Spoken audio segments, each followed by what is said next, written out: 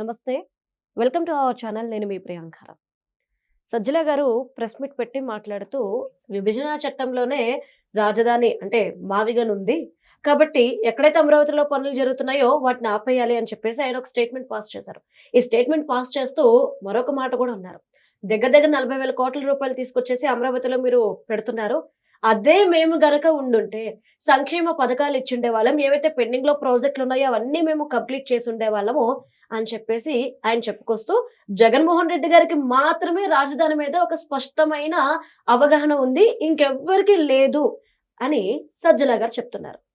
మరి సజ్జల గారు గత 5 ఏళ్ల ప్రభుత్వంలో ఏం చేశారు వైసీపీ వాళ్ళు అని చెప్పేసి అడుగుతుంటుంటే ఆయన నోటి నుండి మాట రావట్లేదు. మరి దీని మీద డిస్కస్ చేద్దాం. మనతో పాటు జనసేన పార్టీ రాష్ట్ర అధికార ప్రతినిధి కూసుంపూడి శ్రీనివాస్ గారు ఉన్నారు. ఆయన అడుగుదాం. నమస్కారం సార్. జగన్మోహన్ రెడ్డి గారికి తప్ప రాష్ట్రంలో ఎవ్వరికి కూడా ఒక రాజధాని మీద ఎలాంటి అవగాహన లేదు. స్పష్టమైన అవగాహన ఆయనకే ఉంది. 40,000 కోట్ల రూపాయలు తీసుకొచ్చేసి మీరేమో అమరావతిలో పెట్టేస్తున్నారు. అదే వీళ్ళు అంటే గనక మొత్తం సంక్షేమం చేసుండేవారు, అభివృద్ధి చేసి చూపించుండేవారు. ఇది ఆయన చెప్తున్న మాట. అందుకే అమరావతిలో పనులన్నీ ఆపేయండి అని చెప్పేసి ఒక స్టేట్మెంట్ పాస్ చేస్తే ఇప్పుడు ఆయన్ని క్వశ్చన్ అడుగుతున్నారు, గత 5 ఏళ్లలో మీరు ఏం చేశారు అని. ఎందుకు సమాధానం చెప్పట్లేదు? సజ్జలు అంటే మనకు సకల శాఖ మంత్రిగానే తెలుసు. అవును, నాకు తెలిసి జగన్మోహన్ రెడ్డి గారికి ఏదైనా ప్రమాదం కొంచెం ఉందంటే బయట వ్యక్తులు ఎవరి మీద లేదమ్మా, సజ్జల వర్గాల్లో ఉంది. ఎందుకంటే ఆయన ఇచ్చే ఆలోచనలు, ఆయన ఇచ్చే స్క్రిప్ట్లు పాపం నమ్మకమైన వ్యక్తిగా ఆయన ఫాలో అవుతూ ఉంటాడు. ఎన్ని రకాలుగా డైవర్ట్ చేయాలి అన్ని రకాలు డైవర్ట్ చేస్తున్నాడు జగన్మోహన్ రెడ్డిని. అంటే జగన్మోహన్ రెడ్డి ఏమీ తెలియకూడని కాదు, నేను అంటుంది ఇద్దరు అటువంటి వ్యక్తులు. ఇదే సజ్జల గారు గతంలో మన ఈ మధ్యకాలంలో ఏం మాట్లాడంటే పాత అనుకుంటే వీడియో బయట తిరుగుతుంది, దొనకొండ నేను రాజధానిగా చేయాలని మాకు ఒక ప్లాన్ ఉండేది అన్నారు. దొనకండ అయిపోయింది. ఆయన ప్రతిపక్ష నాయకుడిగా ఉన్నప్పుడేమో 3 ప్రాంతాల మధ్యన చిచ్చు పెట్టకూడదని అమరావతిని ఒప్పుకుంటా ఉన్నాడు, అది పోయింది. ఆయన అధికారంలోకి వచ్చిన తర్వాత 3 రాజధానులు అన్నాడు, అది పోయింది. తర్వాత ఏమో ముఖ్యమంత్రి ఎక్కడ కూర్చుంటే అక్కడ రాజధాని అన్నాడు, అది పోయాయి. తర్వాత ఏమో ఇప్పుడు మావిగన్ అని చెప్పి ప్లాన్ బి ఉంది మాకు అని చెప్పి మావిగన్ అని చెప్పేసి అని ఇప్పుడు అంటున్నాడు, అది పోయా. ఇప్పుడు మళ్ళీ విజయవాడ రాజధాని ఏదో మొన్న కాక మొన్న అంటున్నాడు. అక్కడ అసలు ఒక స్థిరత్వం లేనటువంటి నిర్ణయాలు. సరే ఆయన విషయాన్ని పక్కన పెడితే ఈయన ఏమంటాడు, అమరావతి ప్రాంతానికి 47,000 కోట్ల రూపాయలు అప్పులు చేస్తుంది కూటమి ప్రభుత్వం. మేము కానీ ఉండుంటే 47,000 కోట్లతోటి ఏంటిది చెప్పి చక్కగా చెప్పాలి. మళ్ళీ పేపర్లో చూసి చెప్తున్నాను, నేనేమి బయట మాట్లాడలా. మచిలీపట్నం పోర్టు, రామాయపట్నం పోర్టు, హంద్రీ నియోజక కాలువ వెడల్పు చేసేవారట, వెలిగొండ ప్రాజెక్టుకి R&R పరిహారం చెల్లించేసేవారట, పోలవరం నిర్వాసితులకు సమస్యలు పరిష్కరించేవారట, ఆరోగ్యశ్రీ ఫీజు రియంబర్స్మెంట్ బకాయిలు పూర్తిగా చెల్లించేసేవారట. మరి 2019-24 మధ్యన ఒక ఆర్థిక విధ్వంసం ఏంటంటే మనం చూసాం.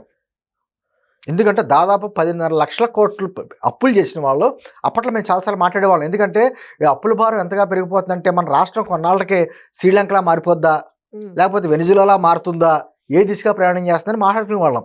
ఎందుకంటే ప్రభుత్వ లెక్కల ప్రకారం కొన్ని అప్పులు చేసేవారు, కార్పొరేషన్ల పేరు మీద మరీ అప్పులు చేసేవారు. అవి లెక్కలు చూపించేవారు కాదు. అందుకే మేము 4.5 లక్షల కోట్లే అప్పులు చేసాం, 10.5 లక్షల కోట్లు అంటున్నారు అని చెప్పేసి మా మీద అనేవారు. కానీ మొత్తం అప్పులు లెక్కేసుకుంటే అవి. అయితే అన్ని అప్పులు చేసి డీబీటీ ద్వారా బటన్ నొక్కాం అకౌంట్లో వేసామనే మాట పదే పదే చెప్పడం జరిగింది. వీళ్ళ అధికారంలో ఉన్నప్పుడు ఈ మధ్యకాలంలో వెలిగొండ ఆయన మాట్లాడతా జగన్మోహన్ రెడ్డి ప్రారంభోత్సవం కూడా చేసేసాడు. వెలిగొండ పూర్తి చేసేసామని చెప్పేసి అప్పట్లో ప్రారంభోత్సవాలు కూడా చేశాడు. మరి ఈ రోజున స్టేట్మెంట్ ఇచ్చాడు ఎవరో, సజ్జల గారు.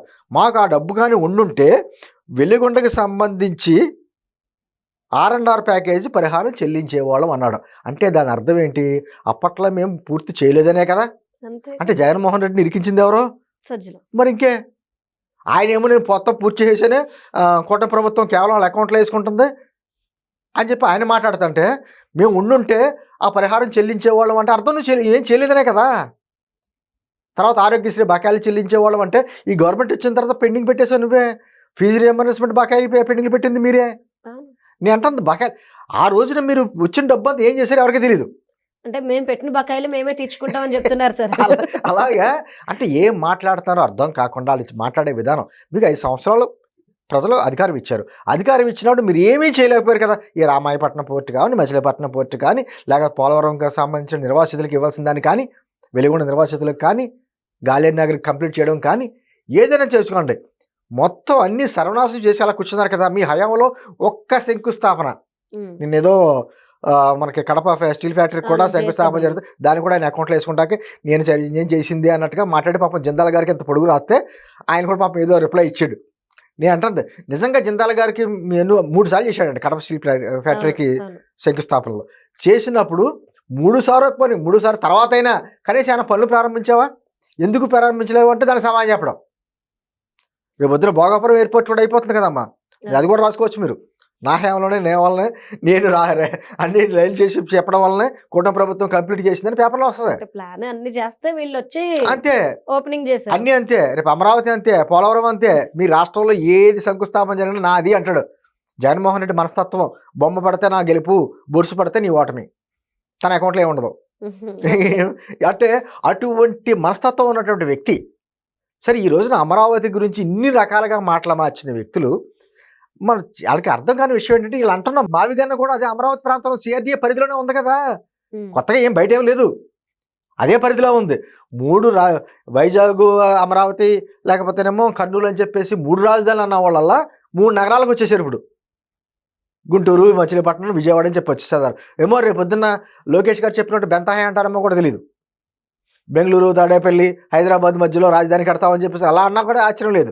ఎందుకంటే ఈ రోజున కన్స్ట్రక్షన్ చాలా మటుకు అయిపోతున్నటువంటి హైకోర్టు కావచ్చు, సెక్రటేరియట్ కావచ్చు, అసెంబ్లీ కావచ్చు, మంత్రుల క్వార్టర్స్ కావచ్చు, ఎమ్మెల్యేల క్వార్టర్స్, ఎమ్మెల్సీ క్వార్టర్స్, జడ్జీల క్వార్టర్స్ అన్ని అమరావతిలో కన్స్ట్రక్షన్స్ అయిపోతున్నాయి.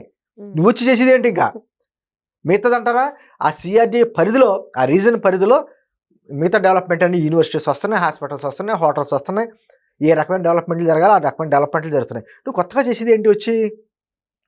ఉన్నప్పుడు అంతా సర్వనాశనం చేసావు కదా. అదే అమరావతి ప్రాంతాన్ని 3 పంటలు పండే ప్రాంతం అన్నారు, అదే అమరావతి ప్రాంతాన్ని ఏమో ముంపు ప్రాంతం అన్నారు. ఒక క్లారిటీ లేదు. దొనకొండ ప్రాంతానికి సంబంధించినప్పుడు ఏమన్నారమ్మా, అక్కడ 50,000 ఎకరాలు ఉన్నాయి కదా, అక్కడ కట్టే ఉద్దేశం మాకు ఉందన్నారు. ఇప్పుడు ఏమంటారు వాళ్ళు, 500 ఎకరాలు సరిపోద్ది కదా రాజధానికి, ఇన్ని వేల ఎకరాలు అవసరమా అంటున్నారు. అంటే ఒక మాటలో ఒక స్థిరత్వం లేనటువంటి నాయకుడు, ఆ నాయకుడికి తగ్గ అనుచరులేనంతా పాపం ఆయన బుర్రలో ఏదో పుర్రలో ఏదో బుద్ధి పడుద్ది, దాన్ని వీళ్ళంతా సమర్థించాలి. ఆయన 3 రాజధానులను ప్రకటించినప్పుడు అమ్మా వెనకాల వైసీపీ నాయకులు అందరూ షాక్ అయ్యారు. అలా ఏం చెప్పాలి ప్రజలకి అంటే ఈరోజు బెంగళూరు వెళ్ళిపోయాడు, బెంగళూరులో ఉన్నాడు, బెంగళూరులో ఆరాంగా కూర్చొని ఆయన ఏదో పబ్జీ ఆడుకున్నప్పుడు ఒక ఆలోచన వస్తుంది. ఆలోచన వెంటనే ప్రెస్ మీట్ పెట్టి బయటకు వచ్చి అమరావతి వచ్చి ప్రెస్ మీట్ పెడతాడు, తాడేపల్లి వచ్చి ప్రెస్ మీట్ పెడతాడు. దాన్ని సమర్థించాలి వీళ్ళందరికీ. ఎలా సమర్థించాలో అర్థం కాదు. ఎందుకంటే 3 ప్రాంతాల ప్రజలు కూడా వీళ్ళని వ్యతిరేకించారు. నేను అంటుంది ఈ రోజున డెవలప్మెంట్ ఏ ప్రాంతానికి సంబంధించిన డెవలప్మెంట్ ఆ ప్రాంతానికి, ఉత్తరాంధ్ర ఉందండి, ఆ ప్రాంతానికి తగ్గట్టుగా అక్కడ ఐటీ ఇండస్ట్రీస్ కానీ, ఫార్మా ఇండస్ట్రీస్ కానీ అటువంటి డెవలప్ అవుతున్నాయి. రాయలసీమ ప్రాంతానికి వచ్చేటప్పటికి ఎలక్ట్రికల్స్, ఎలక్ట్రానిక్స్, లేకపోతే గ్రీన్ ఎనర్జీ, లేదా స్టీల్ ప్లాంట్, శ్రీ సిటీ లాంటి ఇండస్ట్రియల్ ఏరియా అటువంటివి ఇక్కడ జరుగుతున్నాయి. అదేవిధంగా కోస్టల్ సంబంధించి అమరావతి డెవలప్ అవుతుంది పక్క నుంచి. అదేవిధంగా వ్యవసాయ ఆధారిత పరిశ్రమలు జరుగుతున్నాయి, ఎడ్యుకేషన్ ఇన్స్టిట్యూషన్స్ వస్తున్నాయి. అంటే ఏ ప్రాంతంలో వనరులు లభ్యమవుతాయో ఆ ప్రాంతానికి తగ్గట్టుగా డెవలప్మెంట్ జరుగుతుంది. డెవలప్మెంట్కి అంటే బ్రాండ్ అంబాసిడర్ చంద్రబాబు నాయుడు, డిస్ట్రక్షన్కి ఏమో బ్రాండ్ అంబాసిడర్ అంటే జగన్మోహన్ రెడ్డి, అందరికీ తెలిసిందేగా. అంటే 3 ప్రాంతాల అభివృద్ధి అంటే ఒకే ప్రాంతం నుంచి పాలన, అన్ని ప్రాంతాల అభివృద్ధి మన నినాదం. దాన్ని తగ్గట్టుగానే మేము చేసుకుంటూ వెళ్తున్నాం డెవలప్మెంట్, ఏ ప్రాంతంలో కావాలో ఆ ప్రాంతం అన్నట్టుగా. మరి దానికి ఎక్కడైనా కూడా ఒక అంటే రాష్ట్రం బాగుపడుతుందంటే ఎక్కడొకటి సంతోషించాలి, సమర్థించాలి. తప్పులు ఏమైనా ఉంటే ఎత్తి చూపండి, ఎక్కడ అవినీతి జరుగుతున్నా ఏదైనా జరుగుతుంది తప్పులేదు, ఎత్తి చూపడం తప్పలేదు. పట్టిసీమ విషయంలో కూడా ఎలా అన్నారమ్మా, పట్టిసీమలో మొత్తం దోచేసుకుంటున్నారు అని చెప్పేసి అని. ఆ తర్వాత వీళ్ళు గవర్నమెంట్ వచ్చిన తర్వాత అదే పట్టిసీమ పైప్ లైన్ ఉపయోగించుకున్నారు కృష్ణా డెల్టాకి. ఈరోజు పోలవరం కంప్లీట్ అవుతే పట్టిసీమ అవసరం ఉండకపోవచ్చు, కానీ అంతవరకు పట్టిసీమ ఐడియా వచ్చిందిగా, దాన్ని కూడా అలాగే అన్నారు. ఇలా అంటే ఏది ప్రారంభించినా నిందలేయడం, బురద చల్లడం లాంటి కార్యక్రమాలు వీళ్ళకి అలవాటు అయిపోయింది. ఖచ్చితంగా పైన ఎన్డీఏ గవర్నమెంట్, రాష్ట్రంలో ADA government, all development Andhra, అన్ని ప్రాంతాల అభివృద్ధి, అదే మా నినాదం. ఖచ్చితంగా వీళ్ళు ఎంత ఏడుచుకుంటూనే ఉంటారు, ఇలా ఎలా ఉంటారు, కానీ మేము పని చేసుకుంటూనే వెళ్తాం.